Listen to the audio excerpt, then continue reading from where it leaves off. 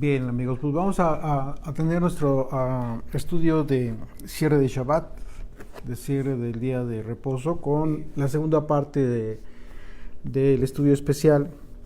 En esta ocasión vamos a ir a la carta a los Hebreos y vamos a tomar el contexto de Yom Kippur para poder entender el motivo por el cual es escrita esta carta y en estos capítulos, cómo es que el autor de la carta a los Hebreos está refiriendo la participación de Yeshua a través de su muerte, a través de su sacrificio, en lo que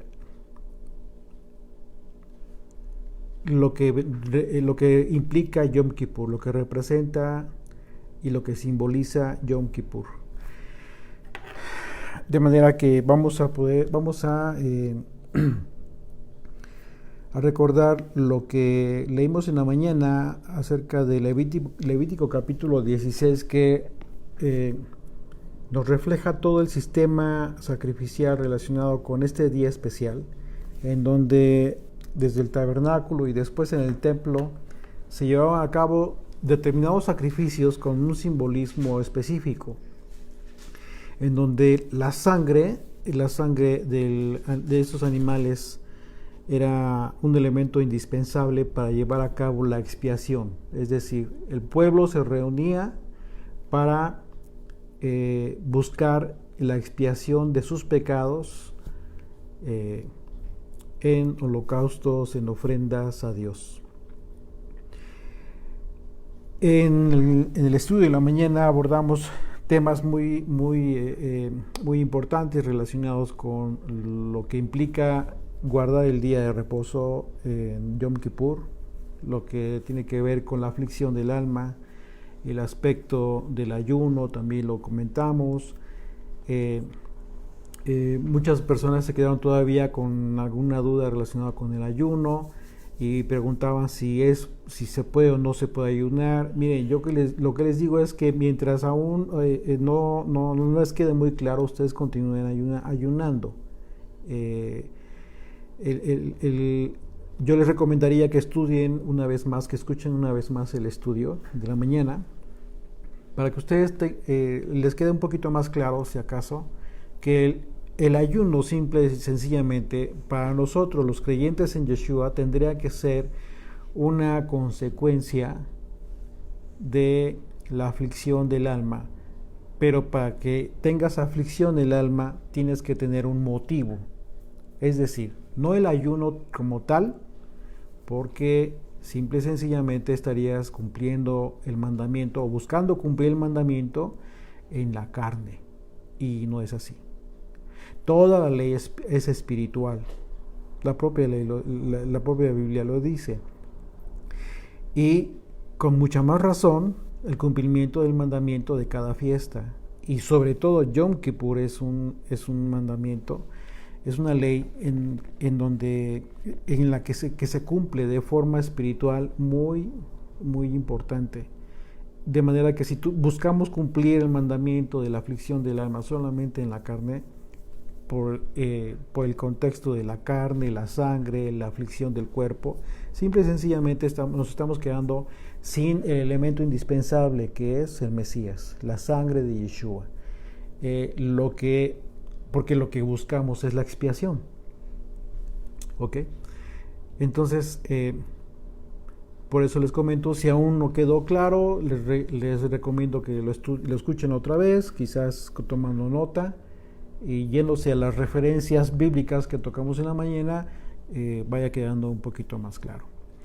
El asunto es, en concreto, que este día, para los creyentes en Yeshua, debe ser guardado de una forma distinta a como lo guardan nuestros hermanos de Judá.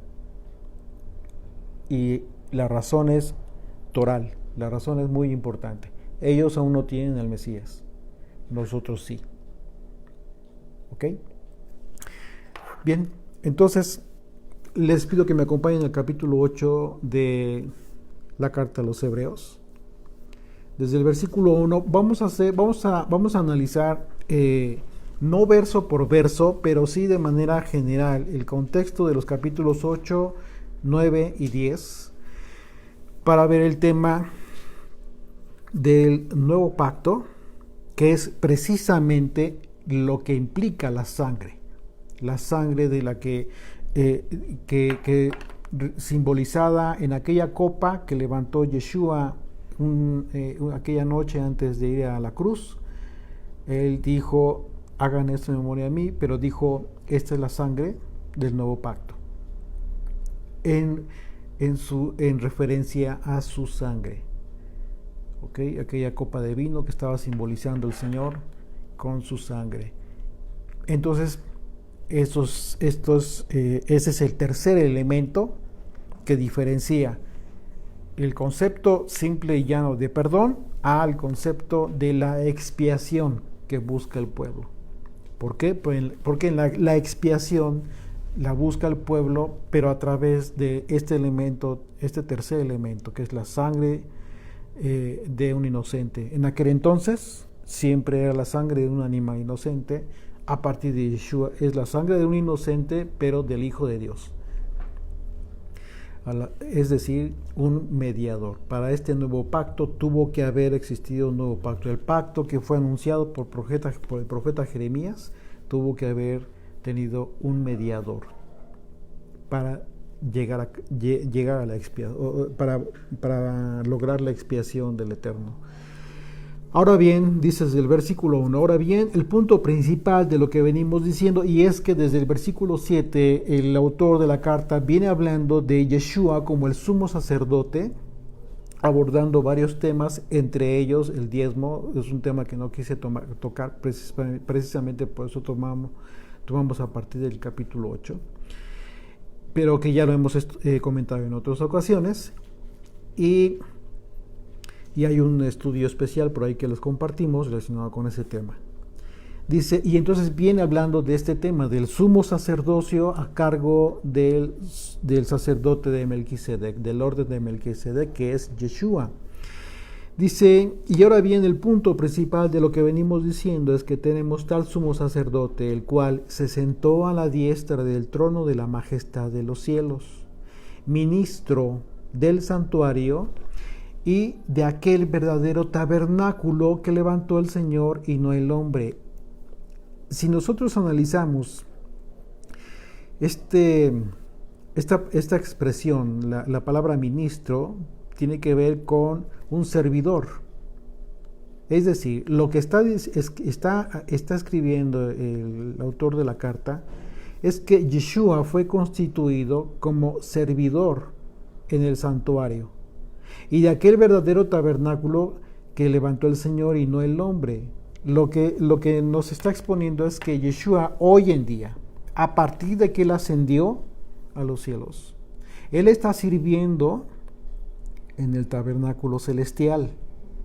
Lo que en la tierra hacían el sumo sacerdote y todos los sacerdotes levitas en el templo de Jerusalén antes de que fuera destruido. Estoy tocando este tema de la destrucción del templo de Jerusalén a propósito para poder entender cuál es la intención del autor de la carta a los hebreos en estos capítulos. Lo que está expresando es que, porque esta carta fue escrita aproximadamente en el año 65 después de Yeshua, poco antes de la destrucción del templo. Esto significa que aún estando en pie el templo de Jerusalén, fue escrita esta carta a propósito, sabiendo el autor que dejaría de existir. Entonces, esto va a ser fundamental entenderlo desde ahorita para poder comprender, ya teniéndolo en la mente, todo el esquema de esta carta en estos capítulos, y habiendo ya comprendido desde la mañana, desde el estudio de la mañana, todo el tema de los sacrificios que se llevaban a cabo y con qué propósito se llevaban a cabo en el tabernáculo, de acuerdo a Levítico 16. Dice versículo 2, ministro del santuario, servidor del santuario, de aquel verdadero tabernáculo que levantó el Señor y no el hombre. Porque todo sumo sacerdote está constituido para presentar ofrendas y sacrificios, por lo cual es necesario que también este tenga algo que ofrecer. ¿Ok? Está hablando aquí de todo, del sumo sacerdote que aún servía en la tierra, en el templo. Versículo 4. Así que si estuviese sobre la tierra, ni siquiera sería sacerdote. Claro, Yeshua nunca se constituyó como sacerdote aún en vida en la tierra, habiendo aún sacerdotes que presentan las ofrendas según la ley. Claro, esta es la prueba más clara de que Yeshua no sustituyó el orden sacerdotal establecido por la Torá. Y si Yeshua no sustituyó, no buscó sustituir cuando él estuvo en la tierra al sumo sacerdote, mucho menos sus discípulos, eso no lo enseñó. Entonces, tanto Yeshua como sus discípulos fueron muy respetuosos del orden sacerdotal y de todo el sistema sacrificial que se estaba llevando a cabo en el templo aún. Y con esto implica todo, absolutamente todo. Por ejemplo, con relación a los líderes religiosos de hoy en día que consideran, o hay enseñanzas en ese sentido, que se consideran que están sustituyendo a los levitas, por ejemplo, por enseñar la Torá, por enseñar la ley. Es un error. ¿Por qué es un error? Porque Yeshua no enseñó eso a sus discípulos, fue muy respetuoso de eso. Tan es así que Yeshua, cuando envía a sus discípulos a dar el Evangelio, les da instrucciones muy específicas, muy específicas. Pero el Señor cuidando de no interferir con todas las disposiciones que eran inherentes al sistema sacerdotal en el templo, vigente aún. ¿Por qué lo hizo así el Señor? Porque el Señor ya había hablado de la destrucción del templo. El Señor ya sabía que ese templo y todo el sistema sacrificial y todo lo que involucraba las ofrendas, los diezmos, los sacrificios, todo eso iba a terminar precisamente por causa de no existir el templo. Así es de que la enseñanza que le da a sus discípulos, la enseñanza que tú y yo debemos recibir es esa, la enseñanza que le dio a sus discípulos. Y Él es el ejemplo a seguir. Él, estando en la tierra, no se constituyó como sacerdote y tampoco los constituyó a sus discípulos. ¿Ok? Una vez más, el versículo 4 dice, así que si estuviese sobre la tierra, ni siquiera sería sacerdote, habiendo aún sacerdotes que presentan las ofrendas según la ley.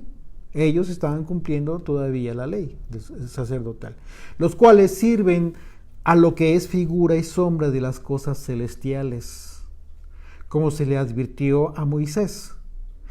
Ahora bien, esto nos está diciendo algo bien importante. Y si se dan cuenta, esta expresión está escrita en presente, es decir, cuando se escribió es una confirmación de que esta carta se escribió precisamente cuando el templo estaba en pie y estaban los sacerdotes sirviendo en el templo. Dice, los cuales sirven, hablando en presente, a lo que es figura y sombra de las cosas celestiales, como se le advirtió a Moisés cuando iba a erigir el templo, diciendo, el tabernáculo, diciendo, haz todas las cosas conforme al modelo que se te ha mostrado en el monte. A Moisés se le mostró el modelo a seguir del tabernáculo. Lo que vio Moisés fue el tabernáculo celestial.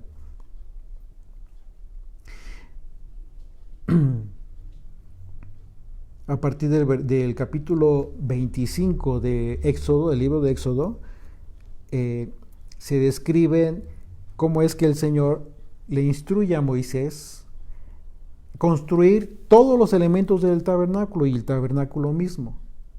Y al final del capítulo 25 dice, el versículo 40, dice, mira, hazlos conforme al modelo que te ha sido mostrado en el monte.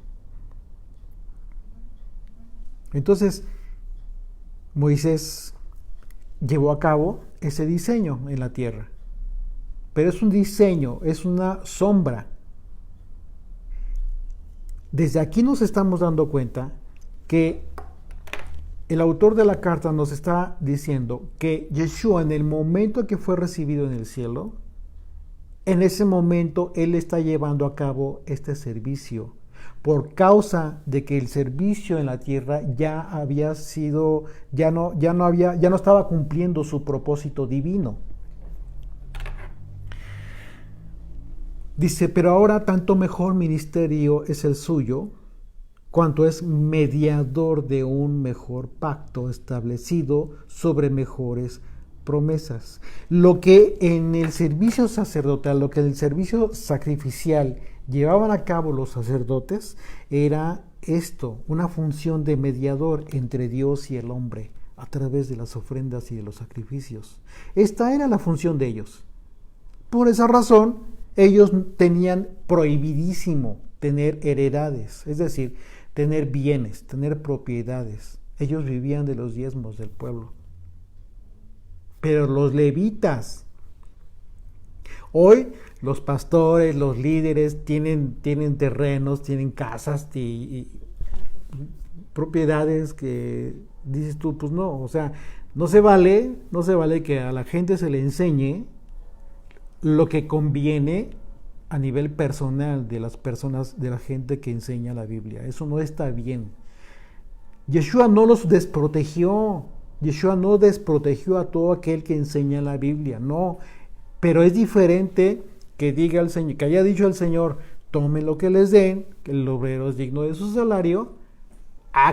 Eso es totalmente diferente a que digan, vayan y pidan los diezmos, porque ustedes ahora ya son los levitas. Ahora están sustituyendo a ustedes a los levitas. De ninguna manera eso es así. Eso no fue así. Y si Yeshua no lo hizo, no sustituyó a nadie, a ningún sacerdote en la tierra, mucho menos sus discípulos que estuvieron con él, y mucho menos nosotros que estamos recibiendo la propia enseñanza y revelación del propio Maestro. Eso sería totalmente contradictorio. Así es de que debemos seguir el mismo respeto que siguió el Señor. Por tanto, ahora mejor ministerio es el suyo, cuanto es mediador de un mejor pacto. Entonces, está hablando de Yeshua como el mediador de este mejor pacto, pero fíjense, lo más importante es que está hablando en un doble sentido de la función de Yeshua, por cuanto ha sido constituido sumo sacerdote que sirve en el tabernáculo celestial, por un lado, pero por otro lado, vamos a ver más adelante que a través de su sangre es como se sella este mejor pacto sobre mejores promesas.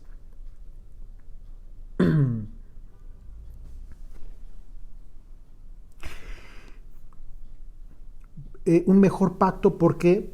Porque las promesas eran más ventajosas, por decirlo de esa manera. Eran superiores.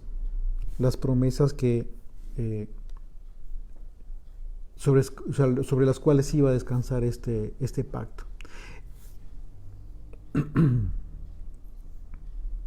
Porque fue profetizado que Dios pondría sus leyes en nuestra mente y las escribiera en nuestro corazón.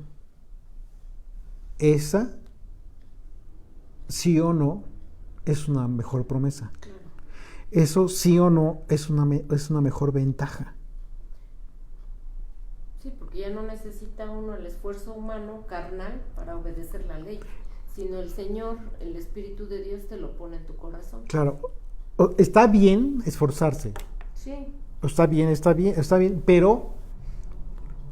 pero esfuérzate para conocer, para aprender, para estudiar. Ajá. En eso esfuérzate. Y también para cumplir. Ajá, pero el Señor mismo te pone en tu corazón el hacer. Exactamente. Es decir, la forma en cómo vas a cumplirla ya va a ser más fácil. No te va a costar trabajo. Si aún te cuesta trabajo perdonar, que es uno de los mandamientos más importantes, ¿qué significa? Que a través de lo que acabas tú de decir, precisamente porque la ley está escribiendo la ley en tu corazón, va a ser más fácil que perdones, que pases por alto la ofensa. Esa es la mejor promesa. Versículo 6. Por tanto,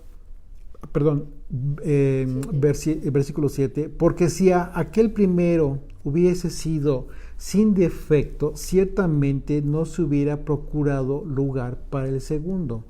Está hablando de un defecto en relación al primer pacto, pero no porque haya sido defectuoso en sí, el pacto. ¿Qué fue lo defectuoso? ¿A quiénes se les entregó? Los destinatarios. Sí. Los destinatarios. ¿Por qué? Porque en el momento que ellos comenzaron a cumplir el pacto de entrada, ya era defectuoso. Y lo que lo hacía defectuoso era el quererlo cumplir en la carne.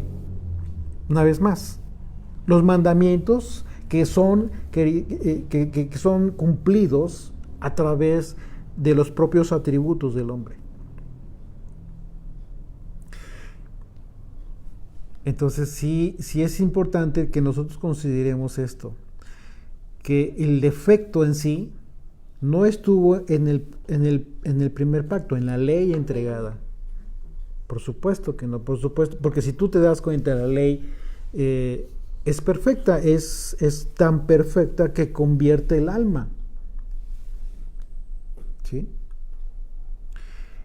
Entonces el mejor pacto, dice Jeremías 31, del 31 al 33, he aquí que vienen días, dice el Señor, en los cuales haré nuevo pacto con la casa de Israel y con la casa de Judá. Fíjate bien, dice con la casa de Israel y con la casa de Judá.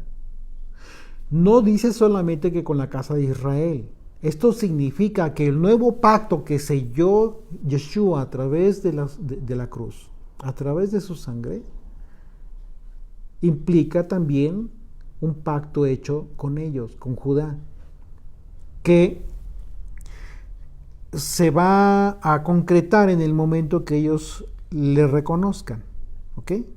Pero para eso él tiene que venir, de acuerdo a la profecía de Zacarías, hasta su segunda venida, cuando él le verán.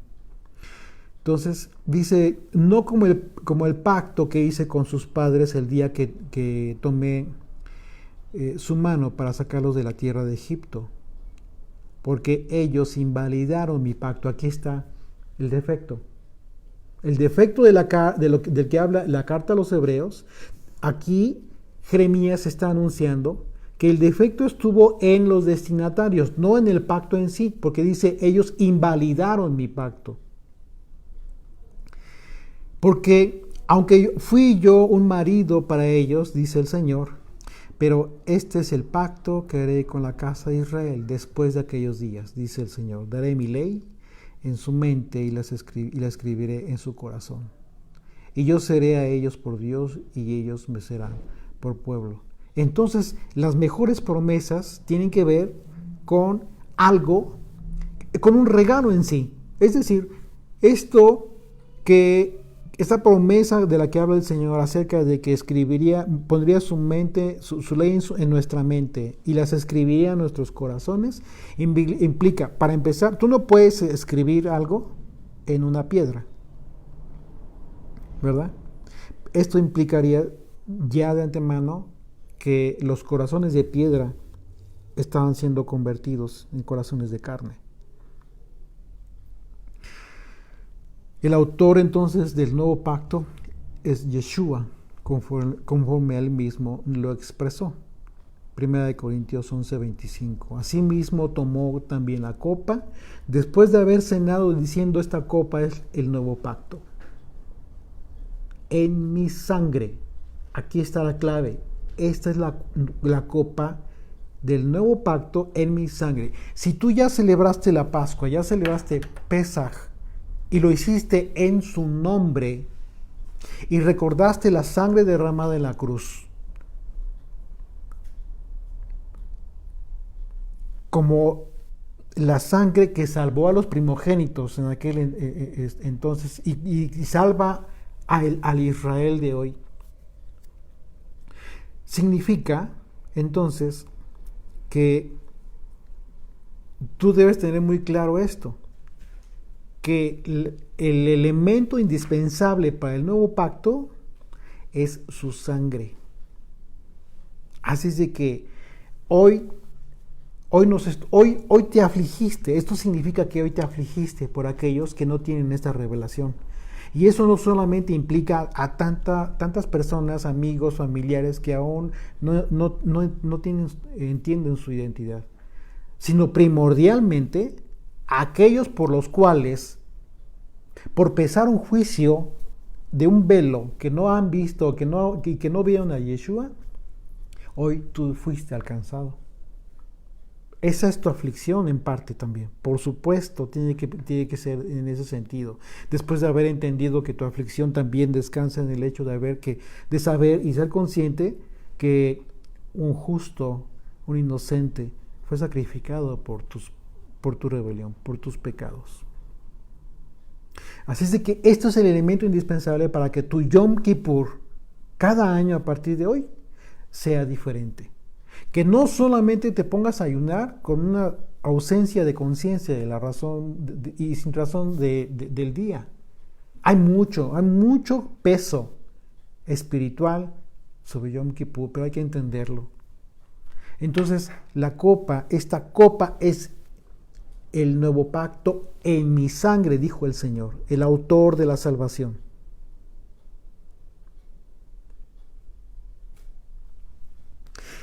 Haced esto todas las veces que la bebiereis en memoria de mí.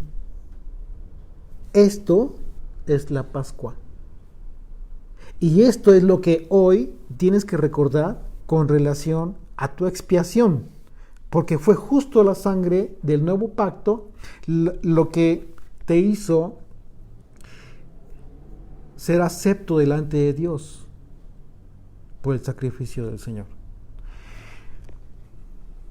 Verso 8, porque reprendiéndolos dice: he aquí vienen días, dice el Señor, en que estableceré con la casa de Israel y la casa de Judá un nuevo pacto, no como el pacto que hice con sus padres el día que tomé de la mano para sacarlos de la tierra de Egipto, porque ellos no permanecieron en mi pacto, y yo me desentendí de ellos, dice el Señor. Por lo cual, este es el pacto que haré con la casa de Israel después de aquellos días, dice el Señor. Pondré mis leyes en la mente de ellos y sobre su corazón las escribiré.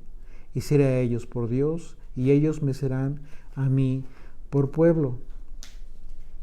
Esto es justamente lo que acabamos de leer en Jeremías. Entonces, la diferencia entre el primer pacto y el segundo pacto es que el primero se escribió en tablas de piedra, que representan en un momento dado el duro corazón del hombre. Y el nuevo pacto, de acuerdo a la promesa, se está escribiendo en los corazones de los hombres y las mujeres, de corazones de carne. Y como consecuencia, la forma de cumplir la ley ya no es como se cumplía antes.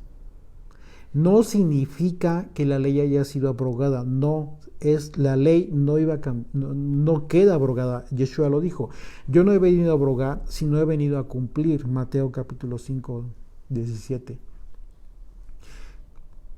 Sino he venido a cumplir la ley y los profetas.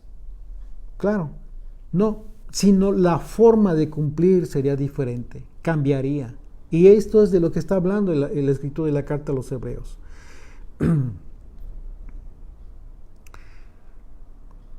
Se cambiaría en su cumplimiento conforme al propósito de la venida de Yeshua, que fue en misericordia y en amor. Mientras aún no llega el tiempo de la justicia, es decir, la primera venida de Yeshua tuvo que ver con el tiempo de misericordia. Esta oportunidad que todo el mundo tuvo y ha tenido y tenemos todavía para regresar al Padre. Pero regresar al Padre es a través de Él solamente.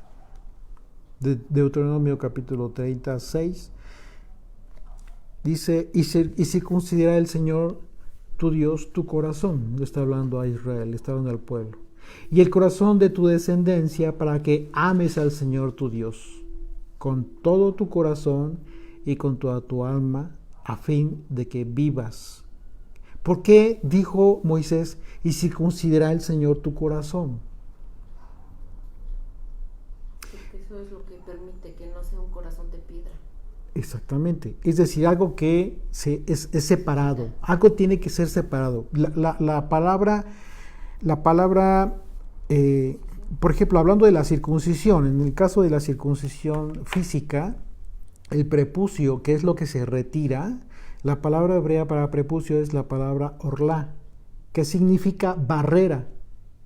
Entonces, cualquiera que diga ser de Dios, y cualquiera, hablando en el caso de los hombres, de varones, y el que diga que es obediente al Señor, que está en pacto, etcétera, etcétera, pues bueno, tiene que cumplir con la ley del pacto, con el Brit Milá, con la circuncisión. Es una ley vigente, no está anulada, por supuesto que no.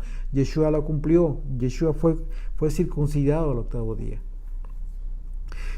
El asunto es que la palabra orlá significa barrera. Entonces, desde ahí el Señor está dando a entender que en el hombre, de forma natural, hay una barrera que impide la comunión con el Eterno. Y que esa barrera tiene que ser separada, tiene que ser quitada para que tú tengas una comunión con el Eterno. ¿Ok? Bien. Por eso dice, y circuncida el Señor tu corazón. Entonces lo que tiene que hacer el Señor en tu corazón es quitar esa barrera, y esa barrera es la dureza, el orgullo, la vanagloria, en fin, tantos conceptos que en un momento dado hacen que el corazón se endurezca. Y entonces sí, una vez hecho eso, podrás amar al Señor con todo tu corazón, con toda tu alma, a fin de que vivas, como dijo Moisés.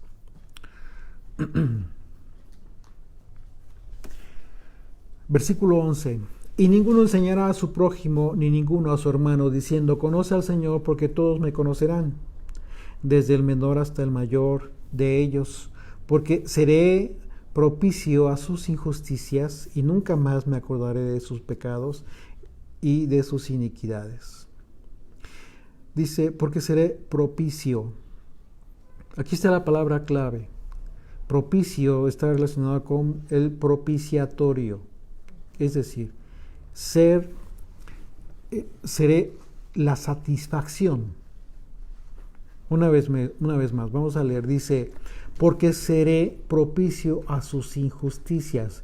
Es decir, seré la satisfacción, el pago por tus injusticias, y nunca más me acordaré de sus pecados y de sus iniquidades.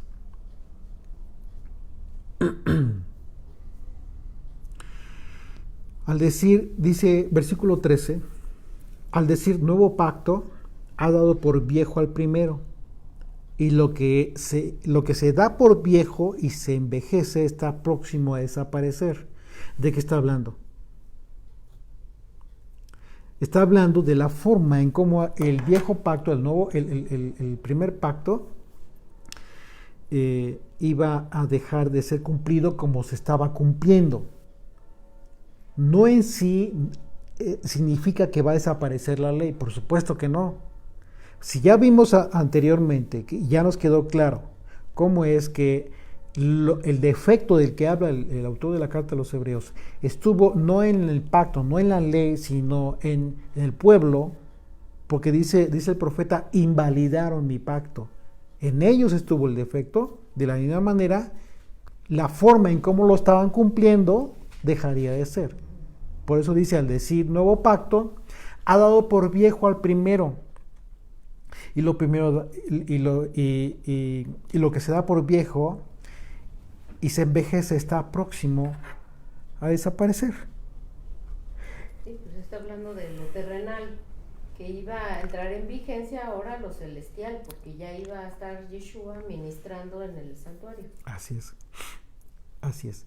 Aquí está hablando de la forma de cumplir el pacto, pero el contexto, si te das cuenta, el contexto es del servicio en el templo. Yom Kippur. La forma en cómo cada año se estaban sacrificando animales con el propósito de obtener la expresión del Eterno, quedó sin efecto por causa de no haber sido cumplido el propósito divino. Dejó de cumplir el propósito divino en el templo.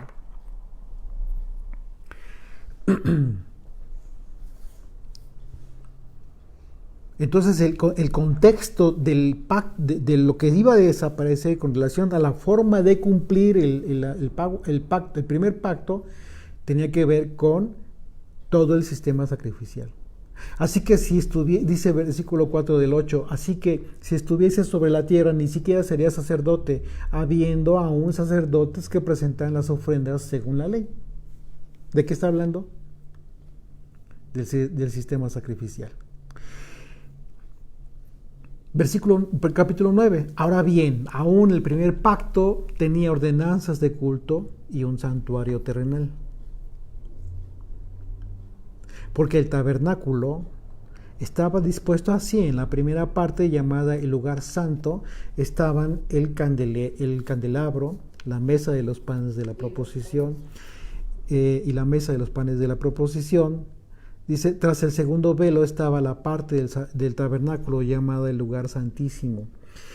Te das cuenta cómo está confirmando en el capítulo 9 que todo el contexto del que se está hablando es precisamente todo el servicio del templo. Sí. Dice versículo 4, el cual tenía un incensario de oro y el arca del pacto cubierta de oro por todas partes, en la que estaba una urna de oro que contenía el maná, la vara de Aarón que reverdeció y las tablas del pacto. Aquí hay que hacer una aclaración para que no se vayan a confundir. De acuerdo a Levítico 16, en el lugar santísimo solo estaba el arca del pacto. Pero aquí ya está hablando de que se encontraba también el incensario. ¿Por qué? Porque solamente se metía en Yom Kippur. Porque está hablando de Yom Kippur. Justo por eso, porque está hablando, el autor de la carta está hablando de Yom Kippur. No se ha salido del contexto desde el capítulo 8. El sacerdote tenía que meter el incensario, hacer la nube ahí del incienso para poderse ocultar delante del Señor, porque si no caería muerto. Así es, exactamente, sí hiciste la tarea. Muy bien, muy buena estudiante. Dice, entonces, el asunto es que esta Shekinah, esta nube que se formaba cuando el sacerdote llevaba a cabo este ritual en donde se formaba una nube perfumada, ahí mismo en el lugar santísimo, y evitaba que el sacerdote muriera.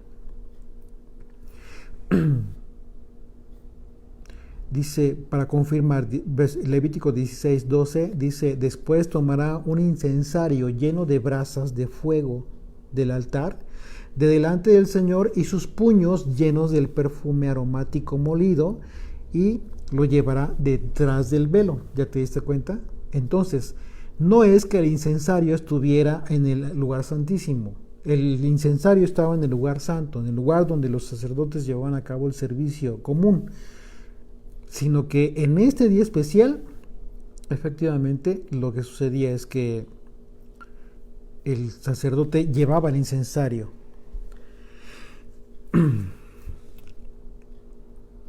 Versículo 5. Y sobre ella los querubines de gloria que cubrían el propiciatorio, de las cuales cosas no se puede ahora hablar en detalle. Génesis 3:24. Les voy a recordar algo que pudiera ser como propuesta solamente, pero considérenlo. La forma en cómo estaban dispuestos quienes han visto las imágenes del Arca del Pacto, ha sido diseñada de acuerdo a la instrucción que recibió Moisés.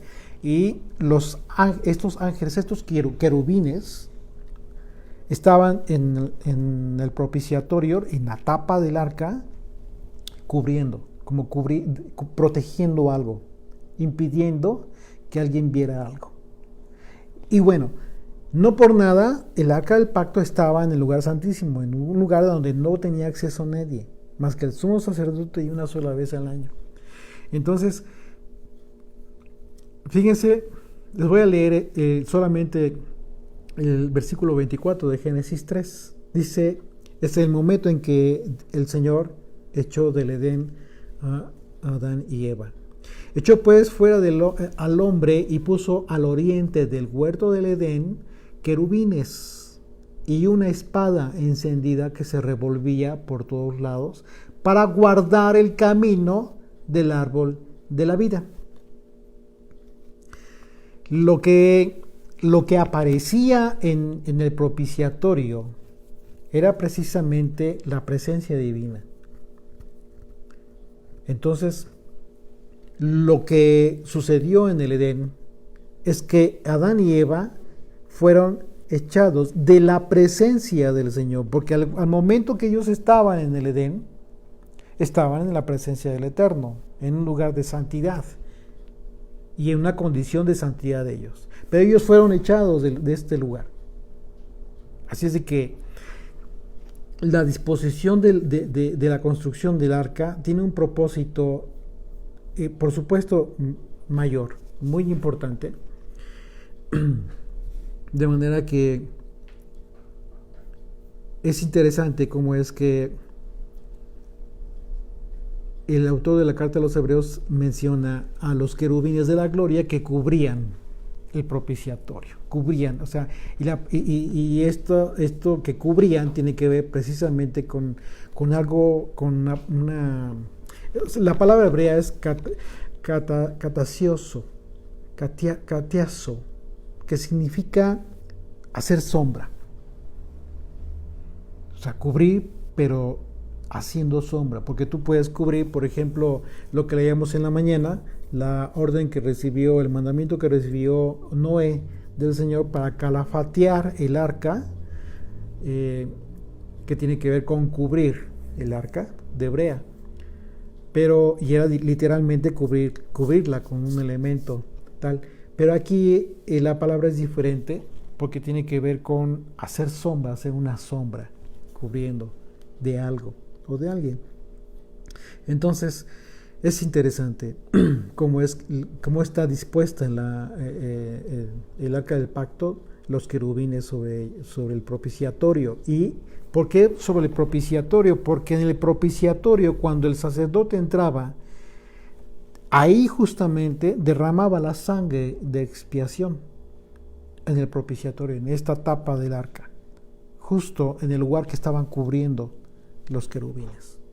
Entonces es muy importante, muy interesante. Hay mucho tema, pero no nos vamos a meter ahí porque el tema del arca del pacto es muy profundo, muy simbólico y también bien interesante.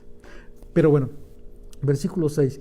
Y así dispuestas estas cosas en la primera parte del tabernáculo, entran los sacerdotes continuamente para cumplir los oficios del culto. Pero en la segunda parte, solo el sumo sacerdote una vez al año, no sin sangre, la cual ofrece por sí mismo y por los pecados de ignorancia del pueblo, dando el Espíritu Santo a entender con esto que aún no se había manifestado el camino al lugar santísimo, entre tanto que la primera parte del tabernáculo estuviese en pie. ¿Qué significa esto? Es decir, aquí una vez más estamos confirmando que la razón por la cual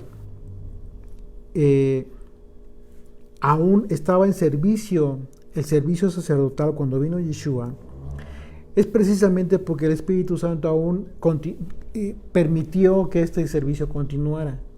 Pero por cuanto que no había sido revelado el camino, es decir, Yeshua no había derramado su sangre para la expiación del pueblo. el camino al lugar santísimo constituye el acercamiento que todo el pueblo a través de los sacrificios siempre buscó, el acercamiento a Dios. O sea que, de acuerdo a este versículo que estamos viendo, hasta que estuvo el templo en pie, hasta ahí llegaron los sacrificios, se hicieron válidos. Uh-huh. Ya cuando destruyeron el templo, entonces Yeshua tomó el lugar del sumo sacerdote. Así es. Y lo dijiste bien, justo hasta el momento, hasta el último día en que hubo servicio en el templo, fue válido, por supuesto. Sí, tenía un propósito, por supuesto. Pero hasta entonces, el momento en que Yeshua asciende, es constituido sumo sacerdote y él lleva a cabo este servicio. Entonces, dice, entre tanto que la primera parte del tabernáculo estuviese en pie. ¿Ok? Porque la primera parte del tabernáculo era donde se llevaba a cabo el servicio de los sacerdotes. Y en consecuencia, mientras estaba el sacerdocio de hombres aún en vigencia, el camino al lugar santísimo, que es la oportunidad de estar en presencia del Eterno, ese camino aún no se había manifestado.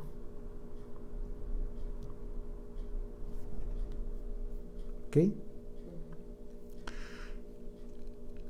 Esto es símbolo, dice, lo cual es símbolo para el tiempo presente, según el cual se presentan ofrendas, o sea, el tiempo que se escribió esta carta, que aún estaba, y aquí sí hay que hacer esta diferencia, no es hoy en día.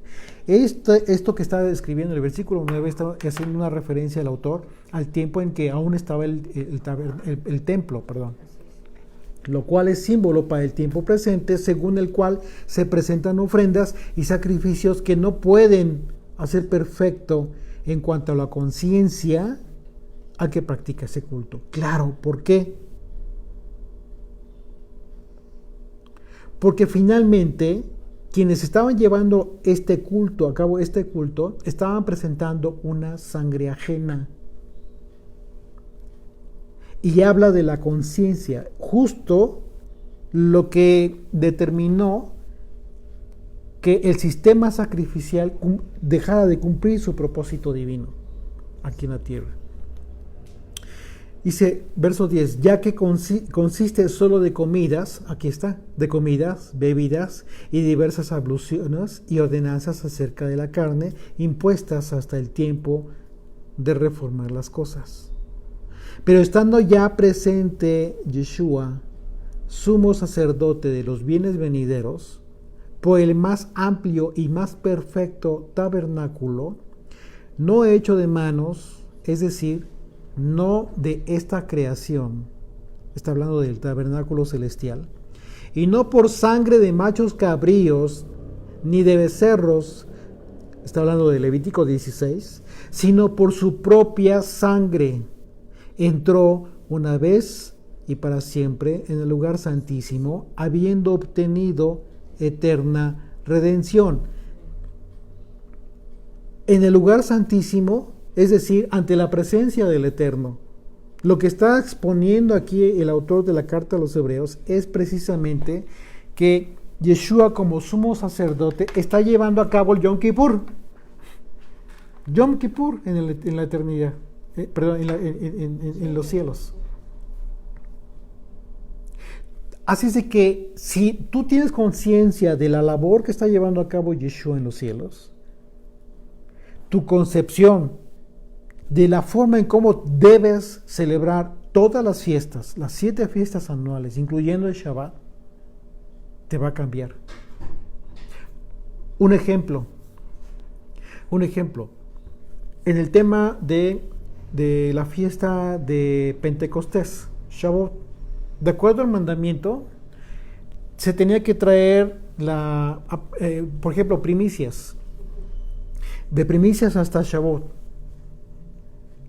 ¿Te acuerdas que hay el mandamiento es que se tenía que llevar una gavilla al sacerdote y el sacerdote tenía que hacer ¿qué? Mecerla. ¿Qué crees que es lo que está haciendo Yeshua en los cielos? Él Él es el que está llevando a cabo esta labor. Así es de que esas gavillas, una vez más, ¿qué están representando? Esas gavillas que el Señor está llevando a cabo este servicio. todo su fruto. Todo su fruto. Exactamente. Así es. Sí. Todo el grano, todas las primicias. Yo lo que me trajo este versículo que estamos viendo, que hasta que el templo pues fuera destruido, entonces hasta entonces él iba a servir. Me llamó mucho la atención porque cuando él muere se rompe ese velo al lugar santísimo. Así es. Entonces el judío en ese entonces lo volvió a coser y lo volvieron a poner. Pues sí. Sí, obviamente ellos continuaron llevando a cabo sus sacrificios. Cumpliendo con todo el sistema sacrificial. Sí. Todo el sistema sacrificial. Eso fue una señal de justamente esto, del camino que abrió el Señor. No, y se abrió el camino para los entendidos, para sus discípulos que habían entendido que ya el templo quedaba invalidado ahorita porque Yeshua iba a tomar el lugar del sumo sacerdote. Por esa razón, Pablo predicaba precisamente esto a los gentiles. Pablo no estaba tan enfrascado en estar precisamente, insistió, por supuesto que insistió en predicar a sus hermanos, hasta que entendió que no era para ellos. ¿Por qué? Porque su prédica fue precisamente para los gentiles, haciéndole ver precisamente toda esta gran oportunidad que todo el mundo tenía. Claro, pero, y mencionaste ahorita, por ejemplo, a los entendidos. Y lo interesante es que estos entendidos eran como los niños de los que habló Yeshua. No aquellos que se hacían sabios ante los demás, sino los entendidos por la simpleza del corazón, por la sencillez. Me refiero a los discípulos, a los seguidores de Yeshua, a aquellos que se iban a estar convirtiendo ya después de las prédicas de los apóstoles. Así es. Después de la muerte de Yeshua. Así es, a todos nosotros. Sí, todos nosotros. Así es. Dice versículo 12, y no por sangre de machos cabríos ni de becerros, sino por su propia sangre entró una vez y para siempre en el lugar santísimo, habiendo obtenido, ¿qué? Eterna redención. ¿Para quién? Si el servicio lo estaba llevando a cabo como sumo sacerdote y estaba cumpliendo Yom Kippur, de acuerdo a la ley, a Levítico 16, lo que estaba llevando a cabo el Señor era precisamente obteniendo redención para sí y para todos aquellos que creen en Él. Porque si la sangre de los toros y de los machos cabrillos y las cenizas de la becerra rociados a los inmundos santifican para la purificación de la carne, cuánto más la sangre del Mesías, el cual, mediante el Espíritu Eterno, se ofreció a sí mismo sin mancha a Dios, limpiará vuestras conciencias de obras muertas para que sirváis al Dios vivo. Y aquí hay otro gran tema que tiene que ver precisamente con el tiempo de la segunda venida de Yeshua. La vaca lazana. De que de acuerdo a la ley sacrificial, cuando había una vaca lazana tenía que ser sacrificada para la purificación. ¿Y por qué alazana? ¿Por qué rojo? Porque el rojo representa pecado y precisamente está profetizado que y por esa razón es que cuando aparezca otra vaca alazana, otra vaca roja, es el anuncio de la venida del Mesías. ¿Por qué? Porque si la vaca roja representa el pecado, la venida de Yeshua es quien viene a restituir, viene a restaurar. Pero bueno, eso es otro tema también muy interesante, desde la forma en cómo debía ser sacrificada la vaca, era algo muy especial. Pero bueno, es otro tema también muy interesante, que también se relaciona en el tema de la purificación. Verso 14. ¿Cuánto más entonces la sangre de Yeshua, del Mesías, el cual mediante el Espíritu Eterno se ofreció a sí mismo sin mancha a Dios, limpiará vuestras conciencias de obras muertas para que sirváis al Dios vivo, es decir, para que seamos obedientes al Señor? Así que por eso es mediador de un nuevo pacto, para que interviniendo muerte para la remisión de las transgresiones que había bajo el primer pacto, los llamados reciban la promesa de la herencia eterna. Una vez más, verso 15. Así que por eso es mediador de un nuevo pacto. Hay que entender la razón de por qué Yeshua es el mediador de este nuevo pacto. Para que interviniendo muerte, porque tuvo que haber muerto para la remisión de las transgresiones que había bajo el primer pacto, los llamados, tú y yo, reciban la promesa de la herencia eterna. Porque donde hay testamento es necesario que intervenga muerte del testador. Ok. De acuerdo al significado en el griego de testamento, diatheke, tiene que ver con pacto. Es una disposición. Y seguramente pues todos ustedes saben lo que es un testamento. ¿Ok? Dice, porque donde hay testamento es necesario que intervenga muerte del testador. Es decir, y acaba de hablar de la herencia. Voy a leer la parte final del versículo 15 para que conecten el testamento con la herencia. Es más, lo voy a leer una vez más, el 15, por favor, pongan atención.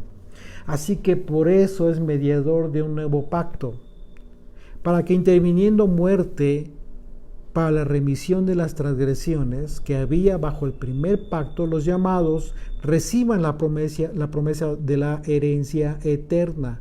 Porque donde hay testamento es necesario que intervenga muerte del testador. Es decir, no puede haber un nuevo pacto, no pudo haber habido nunca, jamás antes, un nuevo pacto, como el nuevo pacto del que habló el profeta Jeremías, sin antes haber muerte del testador. Porque pues la misma palabra, pacto y testamento es la misma palabra. ¿Por qué? Porque porque lo que en un momento dado tus papás te pueden dar en vida no es testamento, no es una herencia, no forma parte de un testamento. Muchas veces se dice de esa manera, no, pues mi papá o mi mamá me heredó esto y aquello, pero pues todavía están en vida tus papás, entonces no fue una herencia, es una donación, es un regalo en vida. Pero la herencia solamente surte efectos a partir de la muerte del testador, es a partir de la muerte de aquel que está disponiendo la herencia.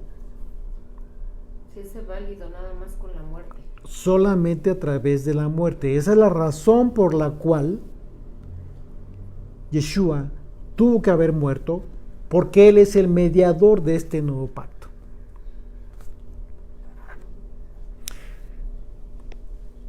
Verso 17. Porque el testamento con la muerte se confirma, claro, pues no es válido entre tanto que el testador vive. Es decir, antes de la muerte de Yeshua, incluso antes de su venida, ese nuevo pacto nunca pudo haber sido vigente, nunca pudo haber sido conocido. El pueblo judío, en un momento dado, conoce la profecía del nuevo pacto y sabe que es tanto para la casa de Israel como para la casa de Judá. Así es de que ellos están esperando la confirmación de esta herencia, pero ellos la están esperando a partir de la venida del Mesías.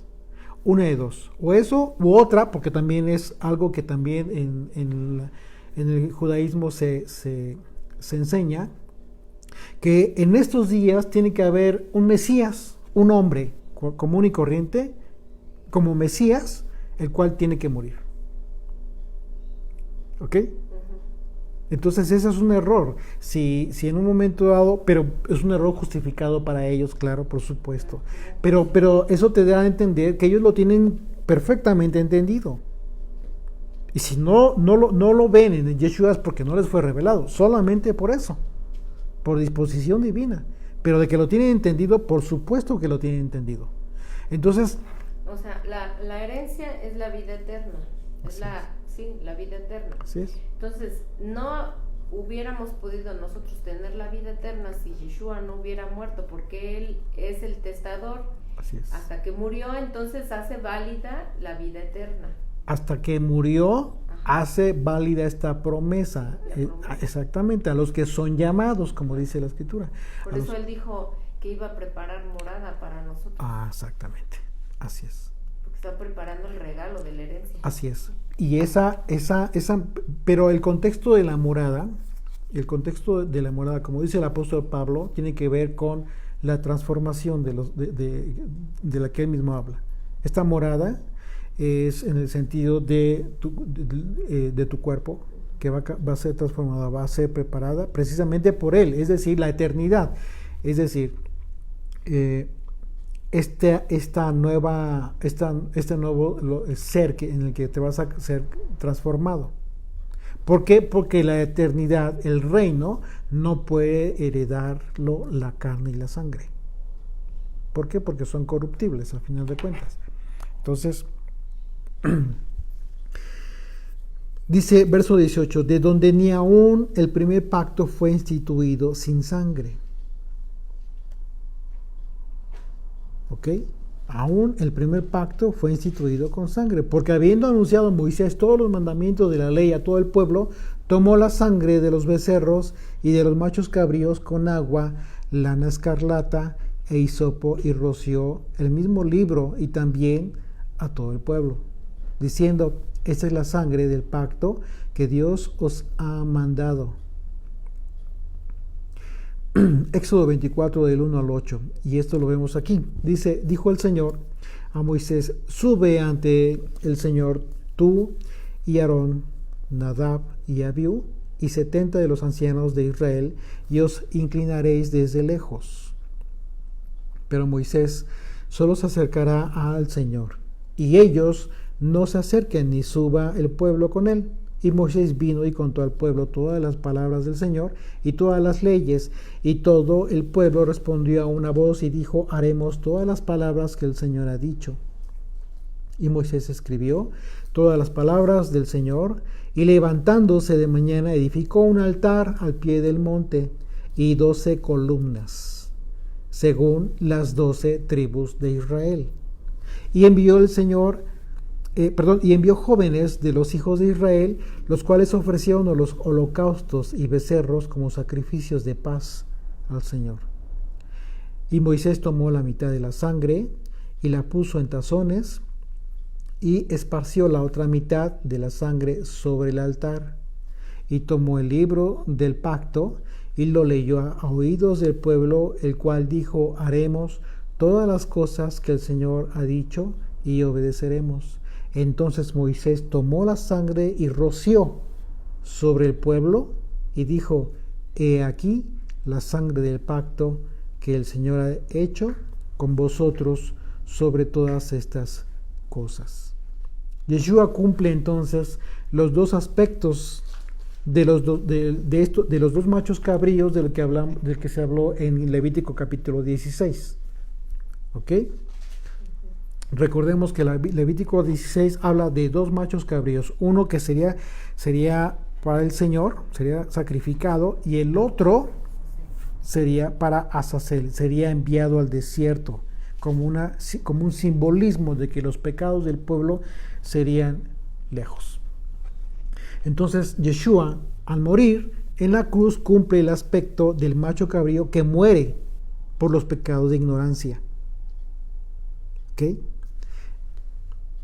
Una vez más, Hebreos 9:7 dice, pero en la segunda parte, solo el sumo sacerdote una vez al año, no sin sangre, el cual ofrece por sí mismo y por los pecados de ignorancia del pueblo. ¿Okay? Lucas 23:34.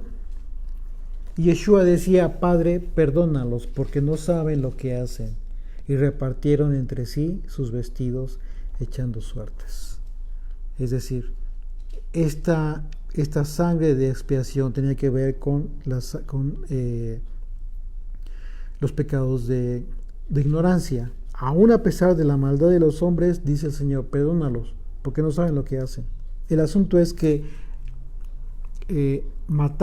haber matado a Yeshua como lo hicieron,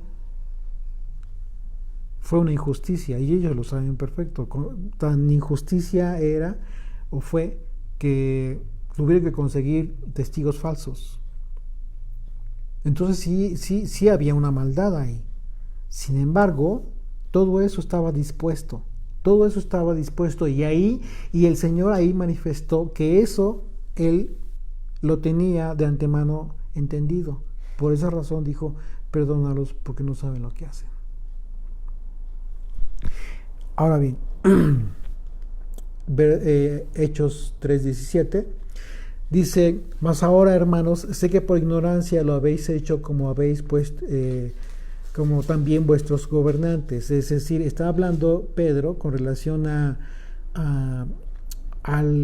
la preocupación de aquellos judíos que dijeron, ¿y ahora qué haremos? Cuando les explicó que habían matado al autor de la salvación. Entonces, Yeshua, en ese sentido, es que cumple el papel o el simbolismo de este primer macho cabrío. Macho cabrío, ¿por qué? Por cuanto cargó en sí la rebelión del pueblo. Porque una de las características del macho cabrío es que es rebelde. Y, por otra parte, al resucitar Yeshua y a partir de entonces, una vez que resucita, Yeshua está en la dispersión, está en el exilio, que en la escritura está representado a través del desierto, como el desierto. ¿Okay? Siempre que se habla del desierto es un simbolismo de la dispersión y el exilio.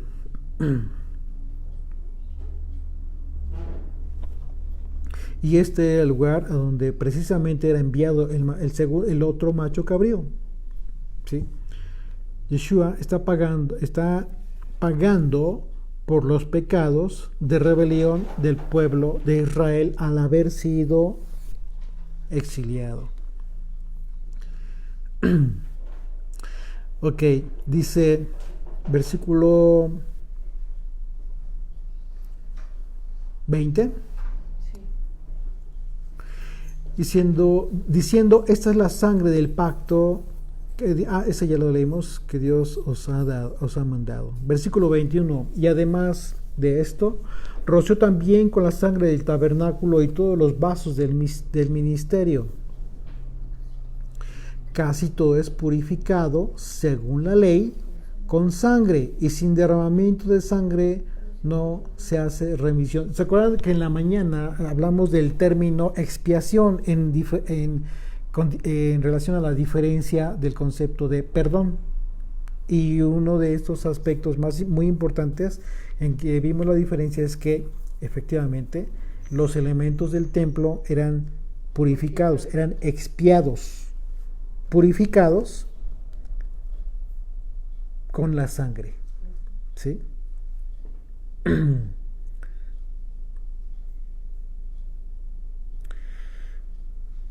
Dice versículo 23, fue pues necesario que las figuras de las cosas celestiales fueran purificadas así, pero las cosas celestiales mismas con mejores sacrificios que estos, porque no entró el Mesías en el santuario hecho de mano, figura del verdadero, sino en el cielo mismo, para presentarse ahora por nosotros ante Dios. Ahí está la labor del sumo sacerdote, de nuestro sumo sacerdote, quien está llevando a cabo la labor por nuestros pecados. Yeshua desempeña el servicio del sacerdocio en sustitución del sacerdocio que dejó de estar en funciones en la tierra. Muy simple. Y por ello,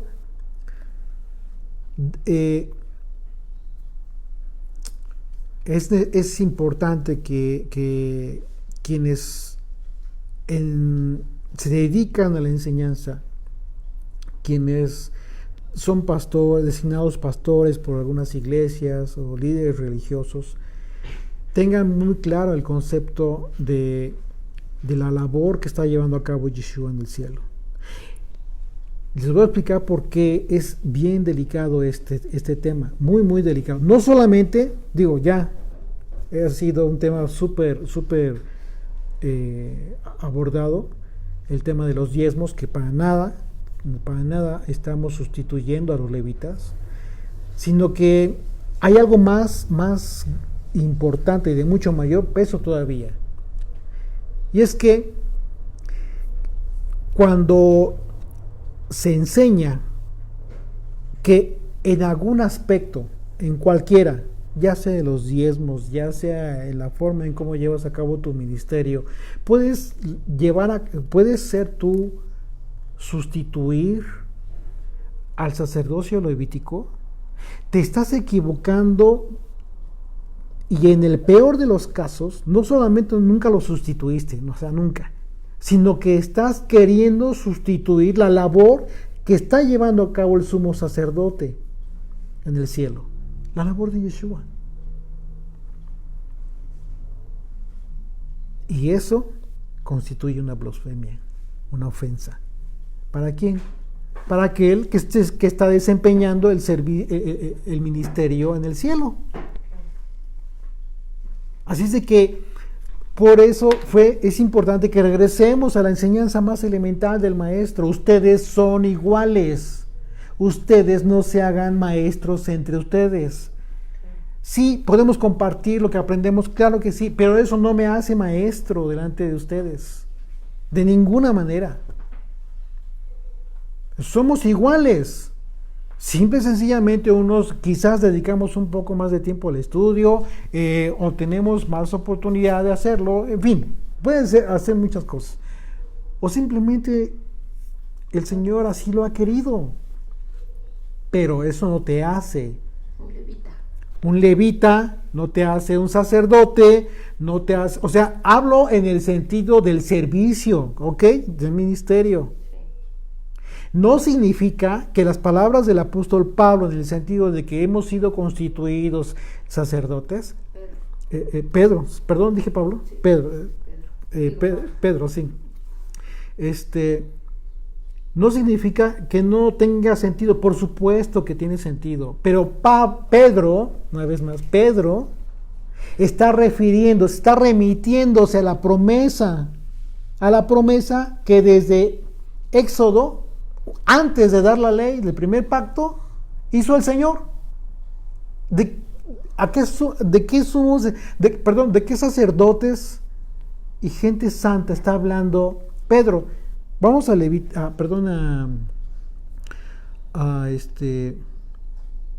Éxodo, capítulo 19. Solo para aclarar este tema.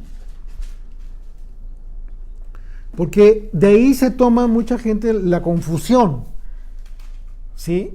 Ok, dicen, no, pues es que ahora somos sacerdotes, fuimos hechos sacerdotes y por esa razón podemos llevar a cabo, se quieren equiparar al servicio que llevaba a cabo los levitas. Jamás eso va a suceder. Dice versículo 4, versículo 3, desde el versículo 3, y Moisés subió al Señor, Dios, lo llamó desde el monte diciendo, así dirás a la casa de Jacob y anunciarás a los hijos de Israel, vosotros visteis lo que hice a los egipcios y cómo os tomé sobre alas de águilas y os he traído a mí.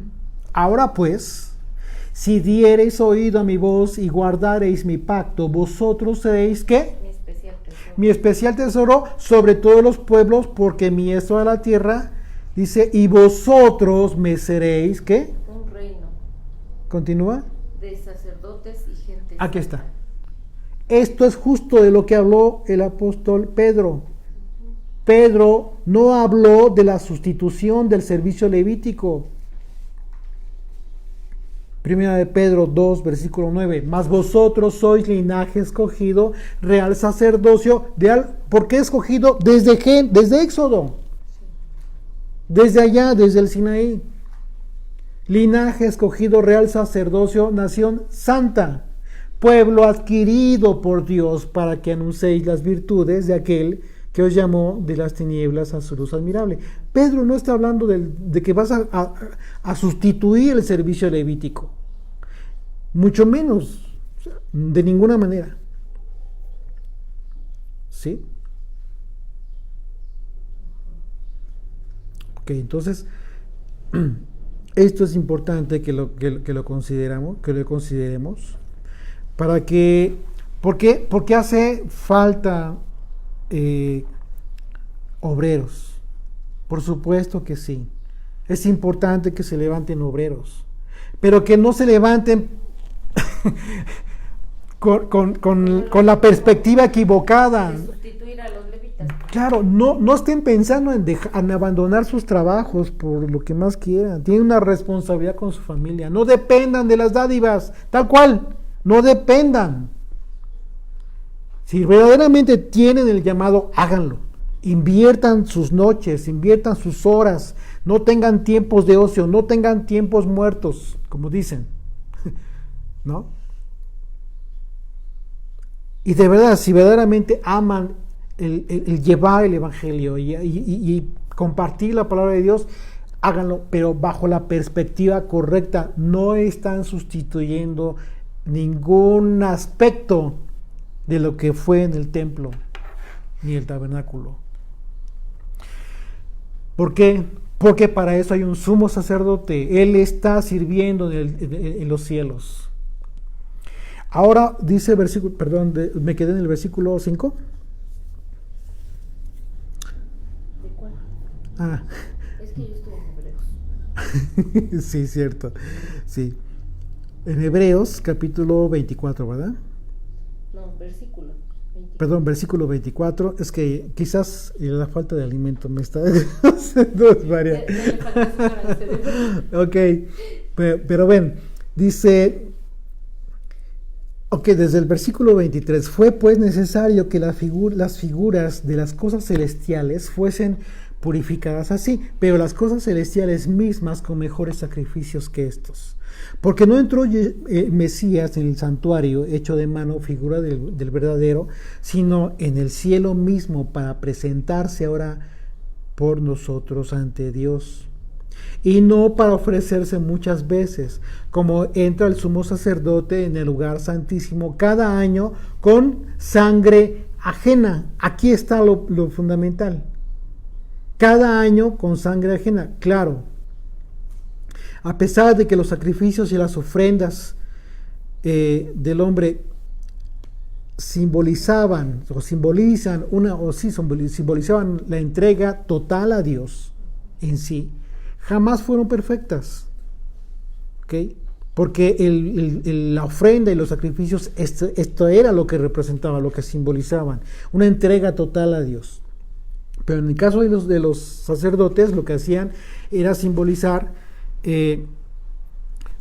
una intermediación entre Dios y el pueblo. Pero aún así nunca fueron perfectas, solo fueron sombra de la intención del hombre. Y conforme fue enseñado por el Señor para que el hombre entendiera este acto de entrega y consagración. Así es de que el acto de la expiación que se llevaba a cabo siempre fue ajeno, nunca fue propio como lo hizo Yeshua. Verso 26, de otra manera le hubiera sido necesario padecer muchas veces desde el principio del mundo, claro, pero ahora en la consumación de los siglos se presentó una vez para siempre por el sacrificio de sí mismo. Dice, desde Dice, hubiese sido necesario padecer muchas veces desde el principio del mundo. ¿De qué está hablando el autor de la carta a los Hebreos? Está hablando de Génesis. Está hablando del primer sacrificio que se encuentra registrado. ¿Se acuerdan? ¿Cuál fue el primer sacrificio? Pues el que Dios hizo para vestir a Adán y a Eva. Antes de ser Ajá. sacrificio. No, sí, fue el primero. Después de esto, tienes razón, después de esto, precisamente, fue el sacrificio de quién, que se tiene registrado, de Abel. ¿Se acuerdan? Uh-huh. ¿Se acuerdan? Sí. O sea, hablo como, o sea, tú lo das por, sí, claro, se da por entendido que el Señor hizo un sacrificio al vestir de pieles a Adán. O sea, es que tú pensaste muy profundo y yo ya no tengo esa capacidad ahorita. Tienes razón. O sea, se entiende que el Señor al vestir con pieles a Adán y a Eva y expulsarlos del Edén, se llevaba a cabo un sacrificio. Pero que se encuentra registrado como tal en la Escritura es el de Abel. A eso yo me refería. Entonces, por eso dice el autor de la carta a los Hebreos. De otra manera le hubiera sido necesario padecer muchas veces desde el principio del mundo. Claro, porque está perfectamente consciente de que Yeshua es desde antes. Claro. Dice, pero ahora en la consumación de los siglos se presentó una vez para siempre por el sacrificio de sí mismo para quitar de en medio el pecado. Y dice, para quitar, no para cubrir. Y si fue para quitar, entonces fue para siempre. Amén. Versículo 27. Y de la manera que está establecido para los hombres que mueran una sola vez, y después de esto el juicio, así también Yeshua, el Mesías, fue ofrecido una sola vez para llevar los pecados de muchos, y aparecerá por segunda vez, sin relación con el pecado, para salvar a los que le esperan. El Mesías sufriente que padeció por nuestros pecados es el mismo que vendrá para redención de los que esperan. No es otro Mesías, no es un Mesías diferente, es el mismo. Hechos 1, del 6 al 11. Entonces los que se habían reunido le preguntaron diciendo, Señor, ¿restaurarás el reino de Israel en ese tiempo? Y les dijo, no os toca a vosotros saber los tiempos o las sazones que el Padre puso en su sola potestad, pero recibiréis poder cuando haya venido sobre vosotros el Espíritu Santo, y me seréis testigos en Jerusalén, en toda Judea, en Samaria y hasta lo último de la tierra. Y habiendo dicho estas cosas, viéndolo ellos, fue alzado y le recibió una nube que le ocultó de sus ojos. Y estando ellos con los ojos puestos en el cielo, entre tanto que él se iba, he aquí, se pusieron junto a ellos dos varones con vestiduras blancas, y los cuales también les dijeron, varones galileos, ¿por qué estáis mirando al cielo? Este mismo Yeshua que ha sido tomado de vosotros al cielo, así vendrá, como le habéis visto ir al cielo. ¿Qué te parece? No, pues esta escena es del lugar santísimo. Así es. Yeshua entre nubes, como Entre la Shekinah, entre la Shekinah. Y los dos querubines, acá están, Así los es. dos ángeles. Así es, ahí está, justo. Qué hermosa revelación acabas de tener.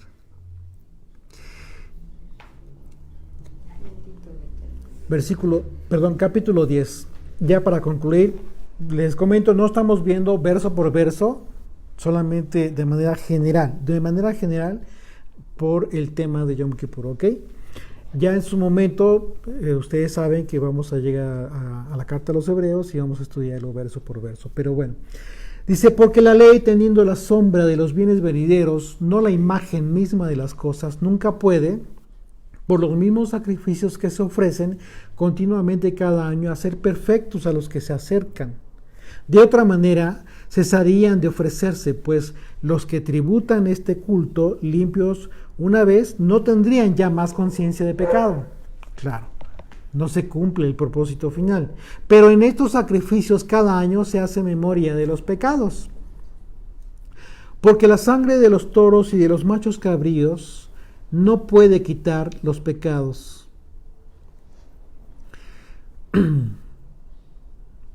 Ok. El escritor de la carta a los Hebreos hace una diferencia entre cubrir los pecados y quitar. Aquí ya va el tema de quitar los pecados, porque la sangre de machos cabríos solo cubría, o sea, que tiene que ver con perdonar los pecados del pueblo para ese culto. Quitar tiene que ver con expiar el pecado de forma definitiva. Entonces, una vez más, ¿cómo entendemos la definición de perdón? El perdón es disculpar a otro por una acción considerada como ofensa, renunciando eventualmente a vengarse, ¿ok? Pasando por alto.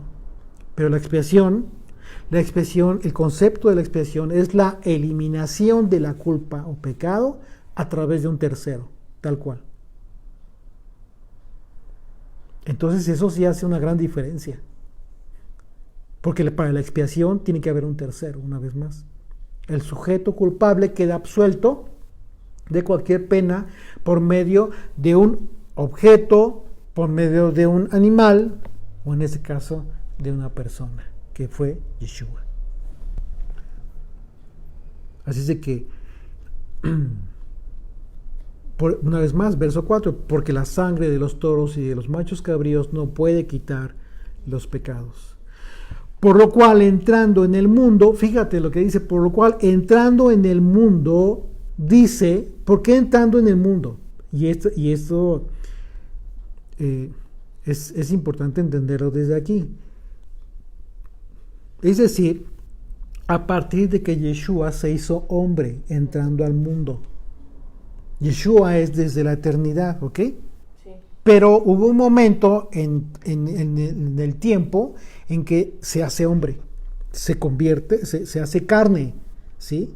Y a partir de entonces estaba prescrito que los sacrificios ya no eran aceptos por el Padre. A partir de ese momento, y ahorita lo vamos a ver, pues ese fue el motivo fundamental de que haya tenido que venir Yeshua. Yeshua tuvo que venir por eso, específicamente por eso.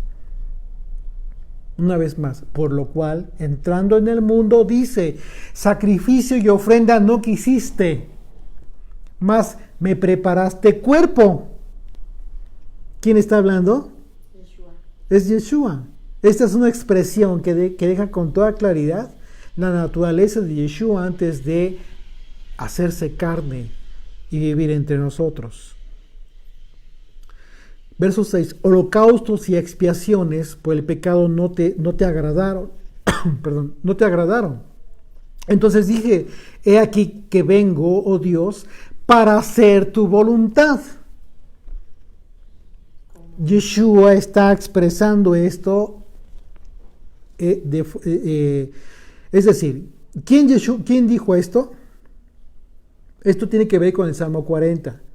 Pero está escrito de forma profética. Por eso el autor de la carta a los Hebreos está citando el Salmo. Porque el Salmo está siendo escrito desde un aspecto espiritual profético, pero es Yeshua quien está expresando esto. Entonces dije, aquí que vengo, oh Dios, para hacer tu voluntad. Como en el rollo del libro está escrito de mí. Diciendo primero, sacrificio y ofrenda y holocaustos y expiaciones por el pecado no quisiste, ni te agradaron, las cuales cosas se ofrecen según la ley. Y diciendo luego, he aquí que vengo, oh Dios, para hacer tu voluntad, quítalo primero para establecer esto último. ¿Qué es lo que iba a quitar? Que era primero todo el sistema sacrificial de lo que está hablando. Quita todo eso. Se iba a quedar invalidado.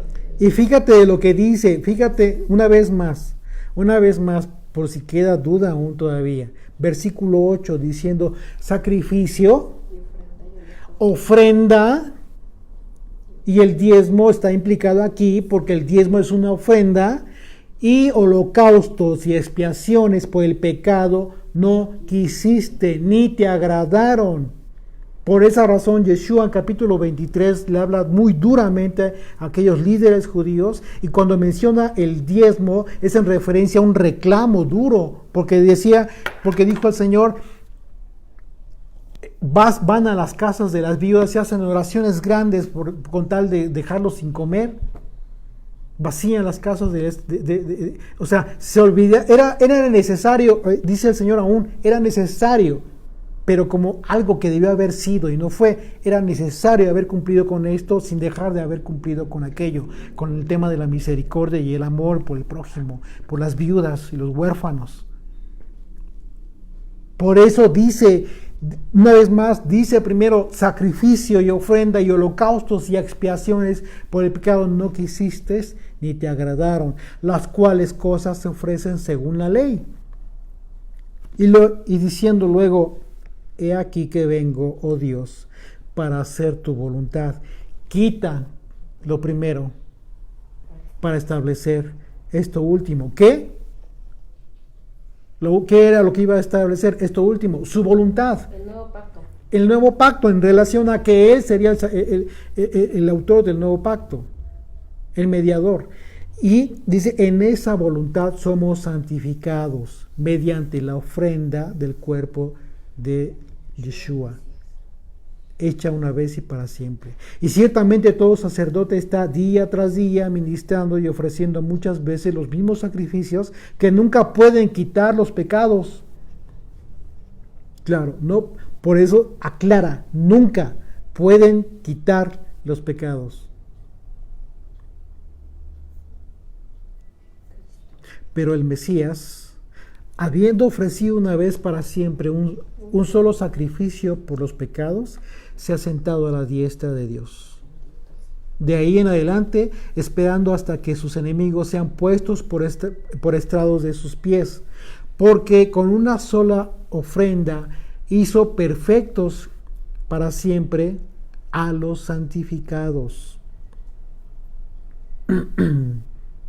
Perfectos a los santificados, por cuanto que en Yeshua, en sus méritos, nosotros hemos alcanzado la perfección para la salvación y vida eterna. Y nos atestigua lo mismo el Espíritu Santo, porque después de haber dicho: este es el pacto que haré con ellos, después de aquellos días, dice el Señor, pondré mis leyes en sus corazones y en sus mentes las escribiré. Y añade: y nunca más me acordaré de sus pecados, claro, y sus transgresiones. Pues donde hay remisión de estos, no hay más ofrenda por el pecado. Así que, hermanos, teniendo libertad para entrar al lugar santísimo por la sangre de Jesucristo, por el camino nuevo y vivo que Él nos abrió a través del velo, esto es, de su carne, y teniendo un gran sacerdote sobre la casa de Dios, acerquémonos con corazón sincero, en plena certidumbre de fe, de obediencia a su ley, por supuesto, purificados los corazones de mala conciencia y lavados los cuerpos con agua pura. Mantengamos firme, sin fluctuar, fíjate, mantengamos firme, sin fluctuar, ¿sí?, de aquí para allá y picando acá y picando allá, la profesión de nuestra esperanza, porque fiel es el que prometió. Es decir, tienes que mantenerte firme en la promesa del Mesías, por cuanto a que escuchas y obedeces su palabra y a sus discípulos, su enseñanza. Y considerémonos unos a otros para estimularnos al amor y a las buenas obras, y no dejando de congregarnos, como algunos tienen por costumbre. Yo agregaría aquí, no agrego nada, pero como comentario, como algunos tienen por costumbre no congregarse en Yom Kippur. Por amor de Dios, es cuando más tendríamos que estar reunidos como pueblo, sino exhortándonos, y tanto más cuanto veis que aquel día se acerca. Claro, Porque si pecáremos voluntariamente después de haber recibido el conocimiento de la verdad, ya no queda más sacrificio por los pecados. Claro, ya acabado el sistema sacrificial que cada año se llevaba a cabo y simple y sencillamente generaba conciencias de pulcritud, de purificación, sin realmente estar limpios en el espíritu, porque al rato decían, pues llevo mi ofrenda, llevo mi holocausto y soy perdonado. No, ya no, se acabó. Esto es un doble aspecto. O sea, aquí tienes que verlo desde dos puntos de vista. Primero, ya no hay más sacrificio por el pecado. Es decir, ya no vas a tener la oportunidad de considerarte perdonado para poder volver a perdonar. ¿Por qué? Porque sabes que hay muchos animalitos que puedes llevar en sacrificio. No, ya no, eso se acabó. Y por otro lado, todo aquel que peca conscientemente ya no tiene remisión de pecados. Porque fue un sacrificio solamente. No es que Yeshua va a ser sacrificado todo el tiempo, no, fue uno. El propio autor de la carta lo está diciendo. Escrito está que después de muerto estemos delante del Eterno. Así está el Señor. Una vez que murió, ascendió al Padre y está sentado a la diestra de Dios. Entonces ya no hay más sacrificio. Ya no puedes tú considerar que cada vez que actúas a propósito en pecado, pues vas a ser perdonado. Y yo no lo digo, lo está diciendo aquí el autor de la carta a los Hebreos. Porque si pecaremos voluntariamente después de haber recibido el conocimiento de la verdad, ya no queda más sacrificio por los pecados, sino una horrenda expectación de juicio y de hervor de fuego que ha de devorar a los adversarios. El que viola la ley de Moisés por el testimonio de 2 o 3 testigos muere irremisiblemente. Aquí está diciendo claramente el autor de la carta a los Hebreos que el hecho de que la ley haya cambiado no deja de ser vigente. Por supuesto que no. Aquí lo está citando la ley.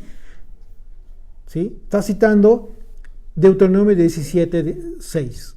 Por dicho de 2 o de 3 testigos morirá el que hubiere de morir, no morirá por el dicho de un solo testigo. Versículo 29.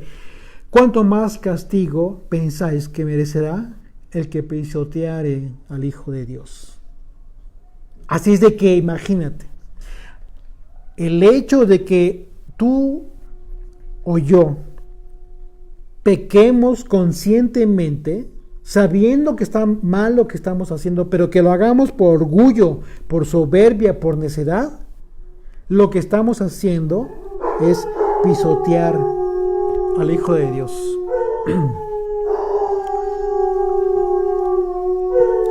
Perdón por el ruido, mis perros se adelantaron. Todavía no tocamos el shofar y ya se adelantaron mis perros.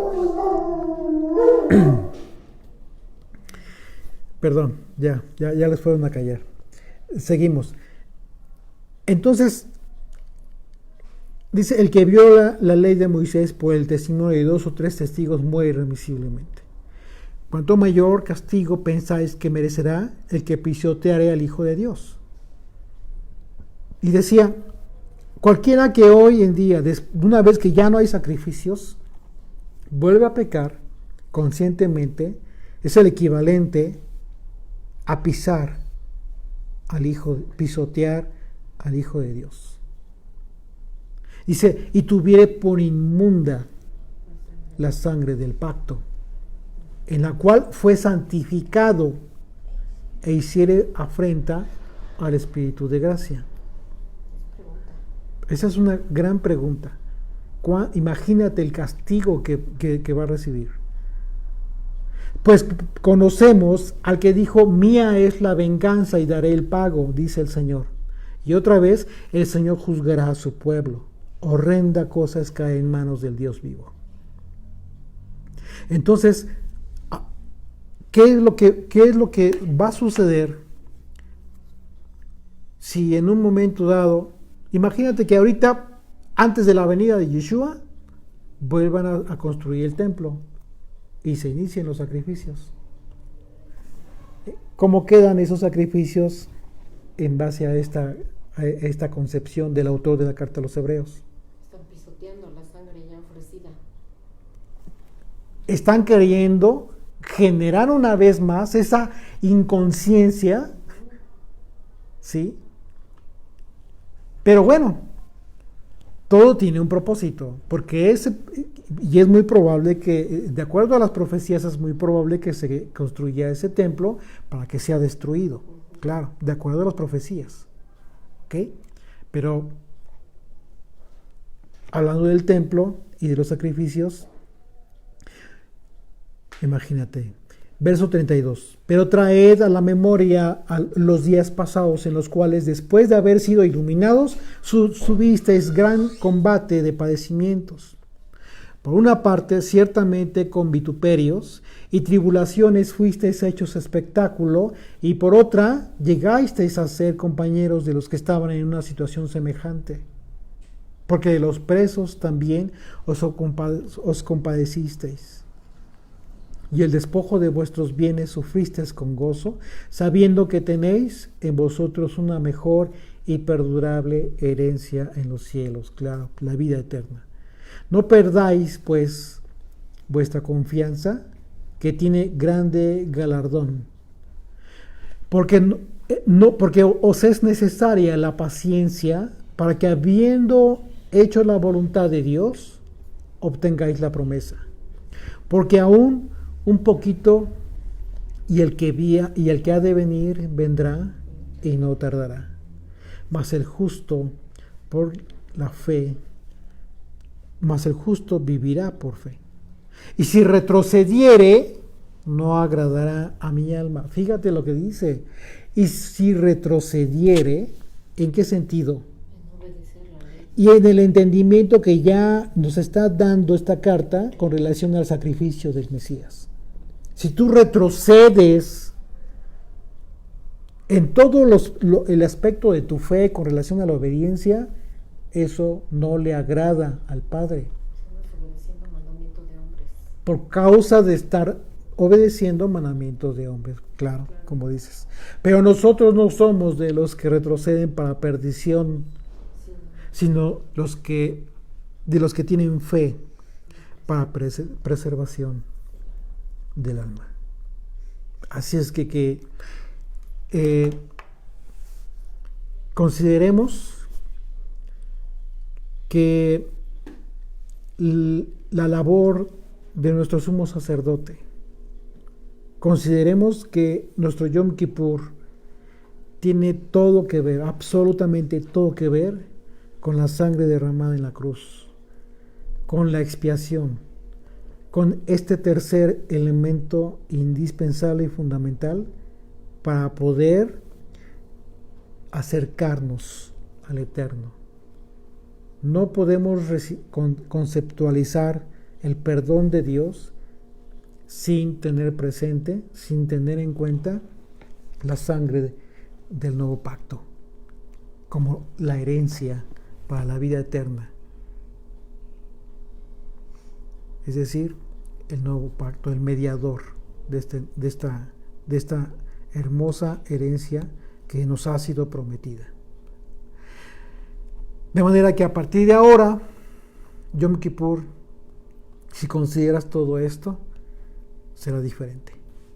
Por supuesto que será muy importante que el tema del ayuno tenga que ver como una consecuencia ya de haber discernido todo esto, desde lo que estuvimos hablando en la mañana, lo que estuvimos hablando ahorita. Una vez discernido, digerido, te aseguro que el tema del ayuno simple y sencillamente ya es una consecuencia, no el motivo principal. ¿Por qué?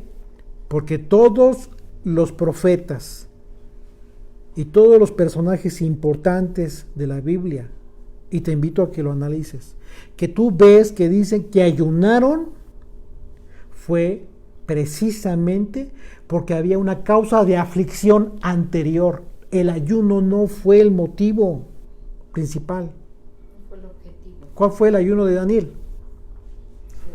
Haberse preocupado, haber sido quebrantado, preocupado por causa del juicio, porque aún no era el tiempo.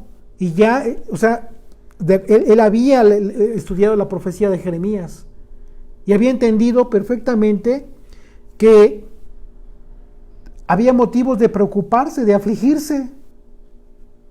Para que Dios perdonara. Él estaba, del pueblo. claro, y estaba entendiendo que era muy probable, casi seguro, que no alcanzara a regresar a Jerusalén. Y mucho pueblo también.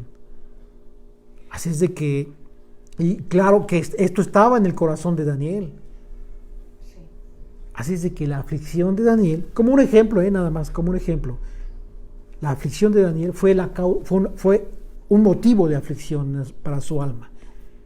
Pero el ayuno que hizo fue ya como consecuencia de, simple y sencillamente, pues sí. no tenía ganas de la tristeza. La tristeza que trae, claro, el hecho de vernos en la condición en la que estamos, exacto, como pueblo, así que es, estamos despertando, aún nos falta tanto. Así es. Ese Simplemente estar en la dispersión, sí. Eso es un motivo. Está separado el pueblo, que el pueblo está aún separado todavía, es una causa de tristeza, de aflicción muy grande.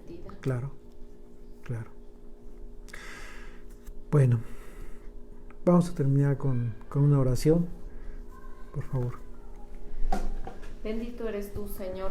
Gracias te damos, Papito, por este tiempo que hemos pasado en aflicción delante de ti, clamándote y rogándote, Señor, que te acuerdes de tu pueblo, que despiertes los huesos secos de la casa de Israel, Señor. Ten misericordia de Judá también, Señor, porque ahora comprendemos a través de esta carta de Hebreos la vivencia que ellos tienen en este día, que no tienen una sangre, ellos no la reconocen para el perdón de sus pecados, Padre. Ten misericordia de tu pueblo, Judá, Señor. Por causa de este juicio que ellos ahorita están teniendo en su entendimiento, que no te aceptan, Yeshua, por causa de ese juicio nosotros podemos tener esta misericordia y entenderlo. Y no lo merecemos, Señor. No lo merecemos porque hemos estado sin ley. Hemos estado desordenadamente viviendo, Padre eterno. Pero solamente por tu gracia y por tu misericordia nos permites acercarnos este día al lugar santísimo, Padre eterno, y presentarte esa ofrenda, esa oración, ese incienso, Padre, que suba a los cielos y sea acepto delante de ti a través de tu sangre preciosa que está puesta para quitar el pecado, no para cubrir, Señor, sino para quitar por completo. Somos inmerecedores, Señor, de esta gracia, de este regalo tan grande, pero en tu infinita misericordia así lo has dispuesto. Gracias, Padre, porque un inocente murió en nuestro lugar. Gracias por esta oportunidad que nos das, de esta nueva vida, este nuevo pacto en tu sangre, Señor, la esperanza de ser inscritos en el libro de la vida y de estar junto contigo, Señor, en el reino venidero. Te bendecimos, Señor, te pido por todas las personas que estuvieron conectadas, todo tu pueblo Israel que estuvo en aflicción delante de ti cumpliendo este mandamiento. Escucha las oraciones de tu pueblo, Señor. Pon oído atento, mi Dios, Padre, por misericordia, por el juramento que hiciste por ti mismo a nuestro padre Abraham, Señor. Te bendecimos en el nombre y por los méritos de Yeshua. Amén. Amén.